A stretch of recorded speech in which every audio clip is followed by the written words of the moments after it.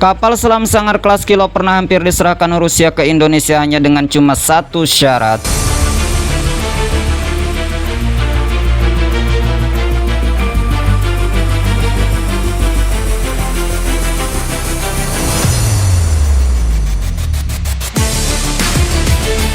Kegagalan pembelian Su-35 Rusia oleh Indonesia dianggap sebagai manuver politik yang dilakukan Indonesia. Menurut tas kelanjutan kontrak Su-35 Indonesia dengan Rusia itu menemui kebuntuan pada tahun 2020.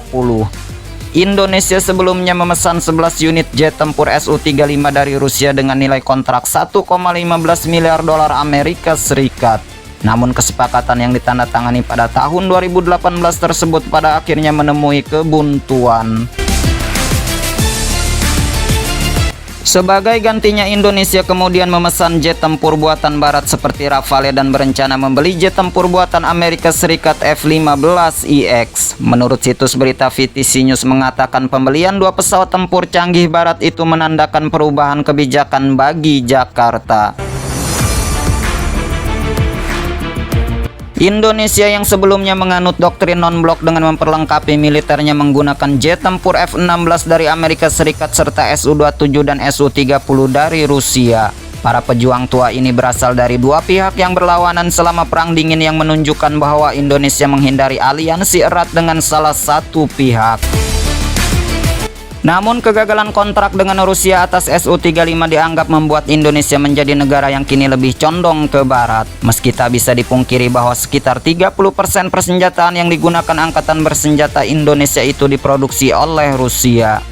Bahkan Vietnam menyebut Jakarta masih ingin mempertahankan kerjasama militernya dengan Moskow. Senjata Rusia memang telah menjadi elemen militer Indonesia selama beberapa dekade.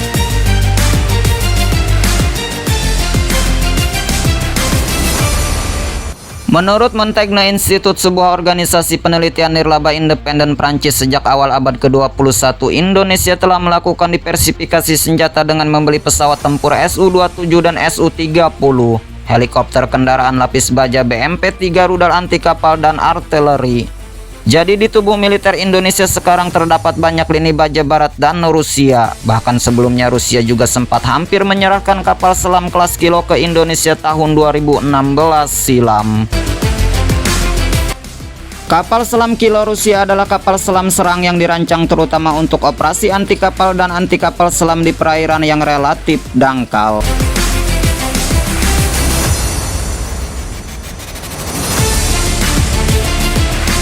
Pertumbuhan ekonomi yang sangat tinggi di Asia telah membuat keamanan jalur laut menjadi salah satu hal yang harus dipertahankan. Hal ini membuat kekuatan angkatan laut di kawasan tersebut berlomba untuk memperluas kemampuan perang rudal bawah laut mereka melalui pembelian kapal selam yang canggih.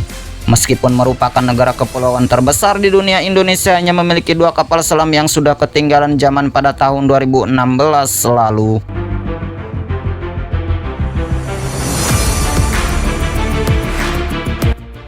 Sejak tahun 2007, Indonesia telah melakukan negosiasi dengan Rusia untuk membeli setidaknya dua kapal selam kelas Kilo. Namun kemajuan berjalan lambat dan hingga saat ini kedua belah pihak belum mengambil keputusan akhir mengenai kesepakatan tersebut. Pada tahun 2020 lalu dikabarkan Rusia hanya bersedia menjual dua kapal selam kelas Kilo bekas yang dianggap terlalu tua ke Indonesia. Namun jika Indonesia juga melanjutkan transaksi Su-35 dengan Rusia,